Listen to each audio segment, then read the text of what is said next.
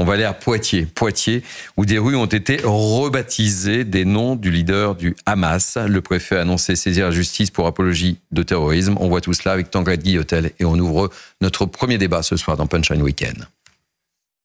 Une rue de Poitiers, rebaptisée du nom d'Ahmed Yassine, le fondateur du Hamas. Ce jeudi, une quinzaine de rues de la ville ont été concernées par des actions de collage pour y afficher entre autres les noms de leaders et de relais du Hamas. Parmi eux, ceux également de la députée européenne Rima Hassan et de Georges Ibrahim Abdallah, en prison depuis 40 ans en France pour complicité dans l'assassinat de diplomates israéliens et américains à Paris. La préfecture a réagi immédiatement en publiant un communiqué.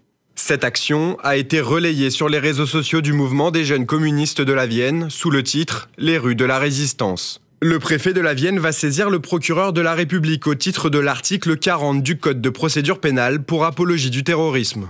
Le mouvement des jeunes communistes de la Vienne assure avoir seulement relayé une photo d'action qui leur a été transmise et se défend de ne pas avoir eu connaissance du nom d'Ahmed Yassine parmi ceux affichés. Dans un communiqué, les militants proclament également leur soutien au peuple palestinien et leur défiance envers la préfecture.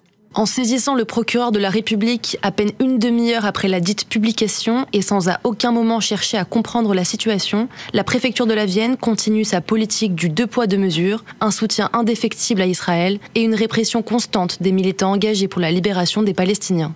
Les militants indiquent également que selon eux, ce collage était organisé à l'occasion d'une manifestation pour demander la libération de Georges Ibrahim Abdallah. Une manifestation prévue à Lannemezan dans les Hautes-Pyrénées ce samedi. Arnaud Clasfer, je commence avec vous. Qu'est-ce qui se passe chez nous ? J'évoquais dans le journal le procès de cet homme portant un maillot floqué marqué anti-juif. On évoquait en début de semaine ce tag devant le cabinet d'un pédiatre à Paris. Ce qui se passe à Poitiers, ça ne s'arrête jamais, jamais, jamais. Pour les tags, il faut toujours être prudent. Maintenant, cette action à Poitiers, elle est tout à fait logique, puisque l'extrême gauche fait campagne sur l'antisionisme, qui est en fait de l'antisémitisme derrière cet antisionisme. Israël, pour l'extrême gauche, représente le diable, comme pour l'extrême droite avant, les juifs représentaient le diable.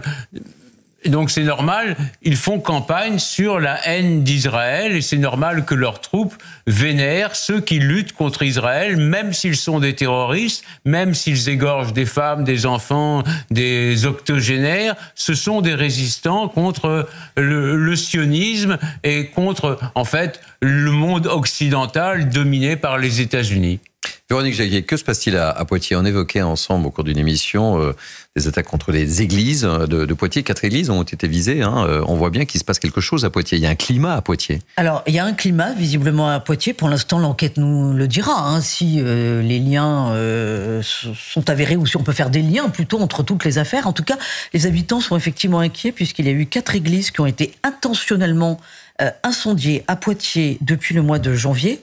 La dernière en date étant celle qui était classée à l'UNESCO, l'église Saint-Hilaire de Poitiers. Là encore, une enquête est ouverte. Là encore, on sait que les faits sont intentionnels. Alors, est-ce qu'il y a un lien de cause à effet avec ce qui est en train de se passer ? Je ne sais pas, mais toujours est-il que moi, ce qui me marque, c'est qu'on a quand même affaire à Poitiers à des habitants qui rendent hommage factuellement à des terroristes. C'est extrêmement grave. Ah oui, c'est grave. On est dans un pays où 273 personnes sont décédées des suites d'actes terroristes. Depuis 2012, ce sont des chiffres qui émanent du ministère de l'Intérieur. En 2015, on a vu une France dire plus jamais ça, après les attentats du Bataclan. Et là, personne ne bouge. Il n'y a pas encore de réaction politique. Il n'y a pas de réaction de la maire de Poitiers, qui est une jeune mère écologiste de 34 ans. Rien. Ça passe comme une lettre à la poste pour l'instant. Le préfet a quand même saisi le préfet, bien sûr, mais le préfet est dans son rôle. Juste une chose, un article du Figaro du 17 juillet dernier pointe que l'un des responsables de la grande mosquée de Poitiers est dans le collimateur des services de renseignement pour financement de terrorisme à travers une association et notamment financement du Hamas. Alors là encore, faut-il y voir un lien de cause à effet ? L'enquête le dira. Nathan Devers.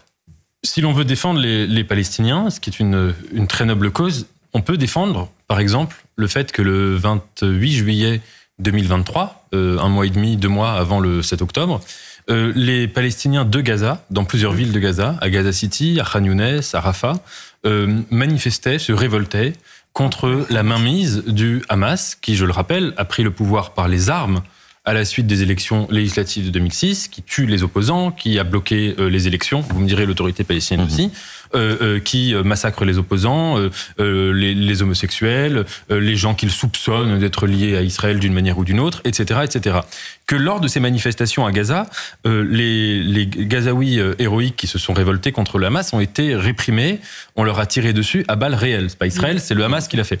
Si on veut défendre des héros palestiniens, il faut défendre des gens qui ont défendu, qui ont servi positivement la cause de la Palestine. Et heureusement d'ailleurs, il y en a. Tout à l'heure, je citais quelques noms, Mahmoud Darwish, Yasser Arafat, vous savez, disait que le Hamas était un mouvement terroriste qui était un ennemi de la cause palestinienne. On peut citer aujourd'hui, je ne sais pas, Sarin Nusseibeh, éventuellement Marwan Barghouti, qui est très populaire en Palestine, bon, etc., etc. Le fait de citer ce genre de nom, ça montre deux choses. Un, que ces gens n'en ont rien à faire de la Palestine, parce qu'ils rendent hommage à ceux qui ont plongé la Palestine ou en tout cas une partie importante d'entre elles dans le plus grand malheur. Et deux, que s'ils en ont rien à faire de la Palestine, peut-être sont-ils mus par d'autres passions qui sont faciles à deviner, mais que je ne nommerai pas. Et on comprend bien l'objectif. Joseph Toudal. Ce qui me frappe, c'est que ce soit à Poitiers et la force symbolique de Poitiers. Poitiers, rappelez-vous, 732, la bataille de Poitiers. Histoire de France. On bloque Charles Martel, bloque les Omeyyades, c'est-à-dire l'invasion musulmane qui vient d'Espagne. Naïm Fadel ne partage pas votre avis. Non. Et le nom de la bataille en arabe, c'est bataille du pavé des martyrs. Et ce sont des gens qui nous expliquent que les terroristes sont des martyrs.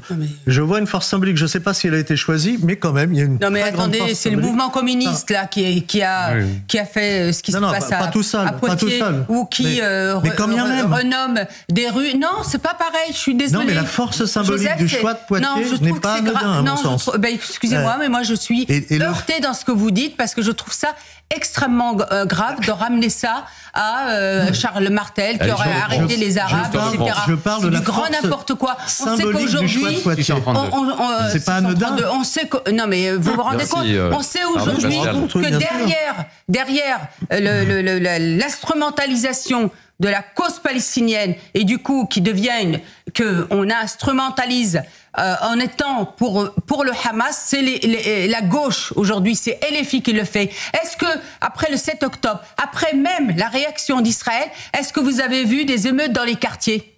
Absolument pas. Non, mais moi je peux pas vous laisser dire ça, parce que je trouve ça extrêmement grave de faire l'amalgame. Et du coup, vous faites l'amalgame avec toutes les personnes qui sont issues de l'immigration et qui sont arabes. Absolument pas. Je suis désolée. Mais vous ne pouvez pas dire des choses comme ça. Absolument pas. Je parlais, et on verra que pour moi, il y a une force symbolique, je ne sais pas, et j'ai posé la question. Posez la question au mouvement des communistes français qui doivent, eux, répondre à ce qui se passe. L'autre chose qui me choque absolument, c'est que ces gens-là nous disent rue de la Résistance, ce qui est une insulte à la résistance de la dernière guerre mondiale. Dites ça comme ça, mais ne nous parlez pas de Charles Martel. Les amis, vous prolongez le débat pendant la pause pub.